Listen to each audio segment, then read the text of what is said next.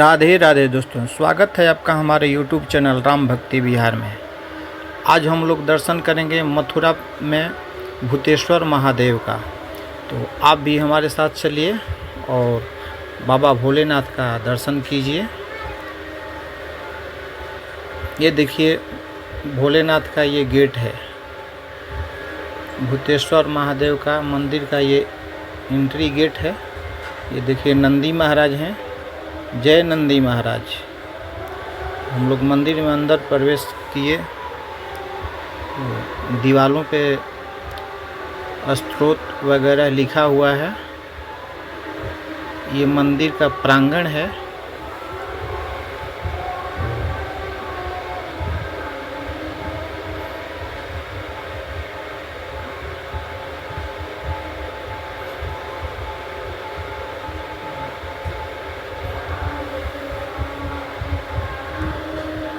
ये मंदिर का शिखर आपको हम दर्शन करा देते हैं, मंदिर का शिखर का।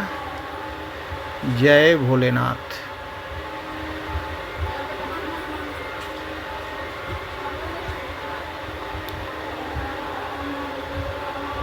ये माँ कात्यायनी शक्तिपीठ भी यहाँ पे है।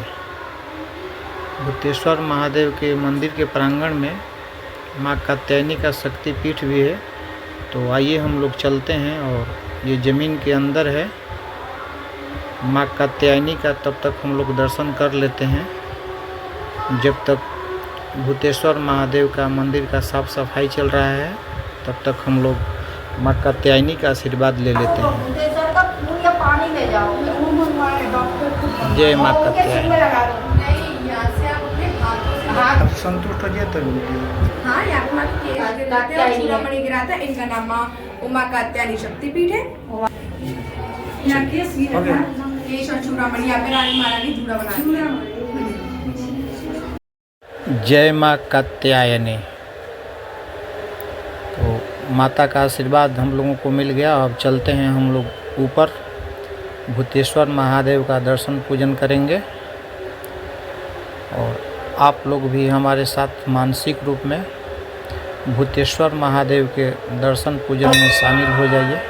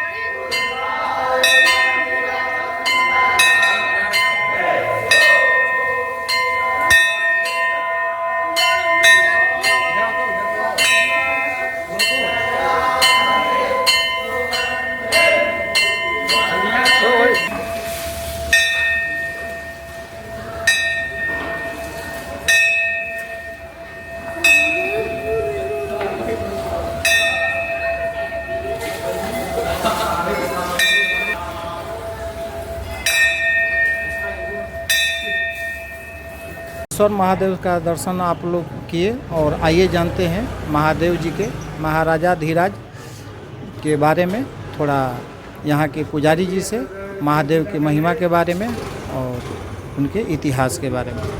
ओम नमः शिवाय महाराज। थोड़ा महाराज शिवाय, ओम नमो नारायण। स्कूल आप थोड़ा यहाँ के बाबा की महिमा के बारे में बता दीजिए हमको। हर हर महादेव, भूतेश्वर महादेव की जय। जय।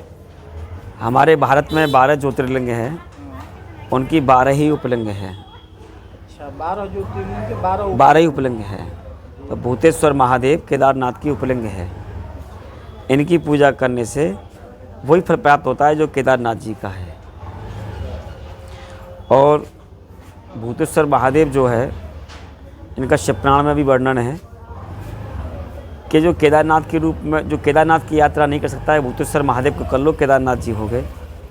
क्योंकि मुखारविंद है ये, और जो पीछे का जो हिस्सा है वो वहाँ का है आपके केदारनाथ जी का, और नीचे का हिस्सा जो पशुपतिनाथ नेपाल जी का है। तो इनकी कथा का वर्णन 3 प्रकार से कहा गया है। एक तो मैंने बताया कि भारत में 12 ज्योतिर्लिंग हैं, उनकी 12 ही उपलिंग हैं। तो ज्योतिर्लिंगों के हिसाब से भूतेश्वर महादेव केदारनाथ की उपलिंग है, जो शिवपुराण में स्पष्ट वर्णन है।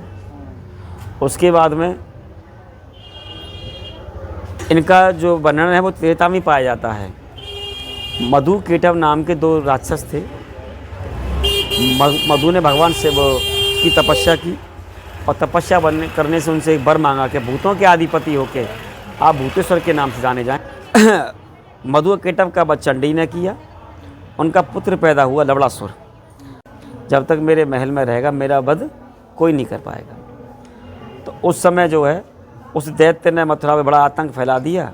यहाँ के ऋषि मुनि गए, त्रेता उस समय चल रहा था, राम जी के पास। उन्होंने कहा कि प्रभु ऐसा है कि आप तो पूरे भारत की रक्षा कर रहे हैं, लक्ष्मण जी आपकी सेवा में हैं, भरत जी को भारत खंड दे दिया, अब बच्चे शत्रुघ्न जी का राज तिलक करो, अब मथुरा का राजा घोषित करो। तो ये कहने का मतलब कि जो लवणासुर था वो मथुरा में ही रह रहा था, और क्या, लवणासुर यहीं का मतलब राजा था मथुरा का। तो भगवान राम जी ने उनका शत्रुघ्न जी का राज तिलक किया। तिलक करने का मथुरा आए। मथुरा कब आए? जब लवकुश का जन्म हुआ। जब लवकुश का जन्म होने के बाद में जब मथुरा आए तो उससे 2 बार युद्ध हुआ दैत्य से, और दोनों बार लवणासुर से वो पराजय हो गए शत्रुघ्न जी।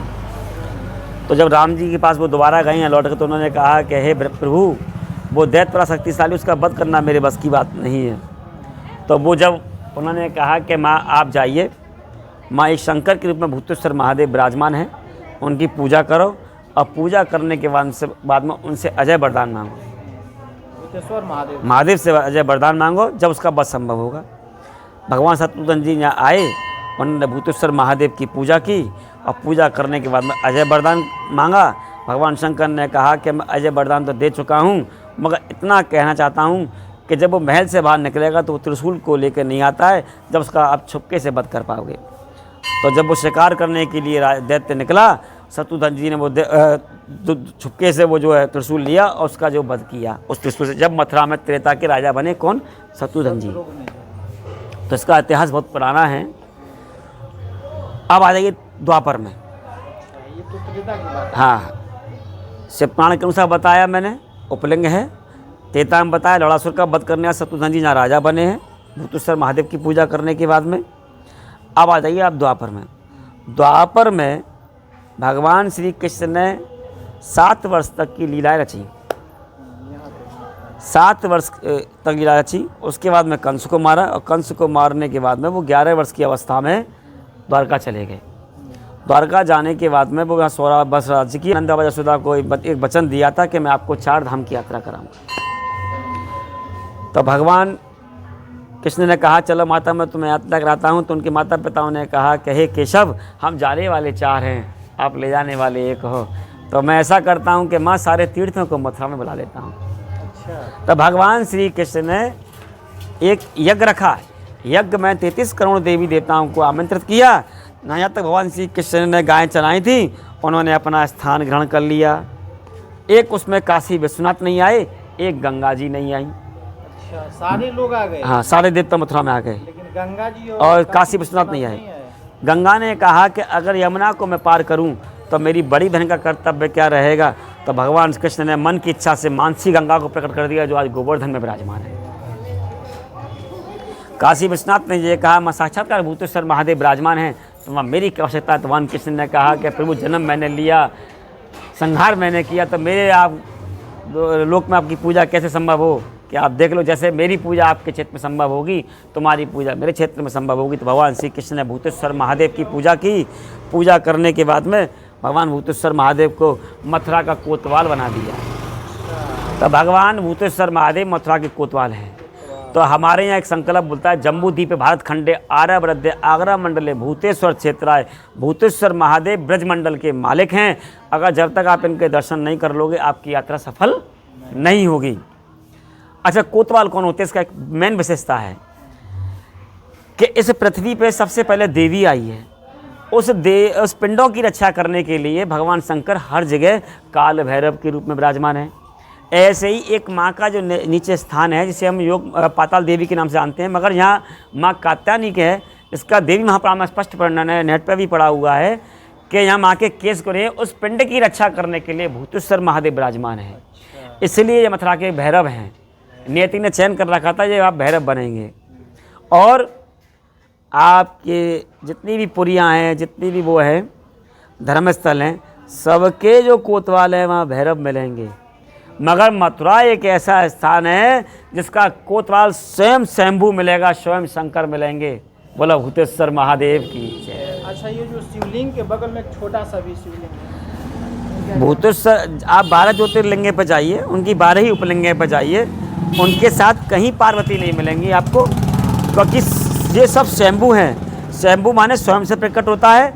ऐसे ही भूतेश्वर महादेव के बराबर में जो है पार्वती का हिस्सा नहीं है, वो वीरभद्र का जो हिस्सा है, क्योंकि जब वो दक्ष सती जी सती हो गई है तो वीरभद्र जी को यहाँ स्थान दिया गया है। इसलिए भूतेश्वर महादेव के बगल में जो विराजमान है वो वीरभद्र हैं। अच्छा, भूतेश्वर महादेव के बगल में वो वीरभद्र जी, हाँ जी, वीरभद्र महादेव है, छोटे वाले हैं, हाँ, वो वीरभद्र का वीरभद्र महादेव है। तो इसलिए मथुरा के भूतेश्वर महादेव कोतवाल हैं, तो जम्बूद्वीप के स्वामी है। बोला भूतेश्वर महादेव की जय। बहुत बहुत धन्यवाद महाराज, इतनी अच्छी जानकारी आपको भी।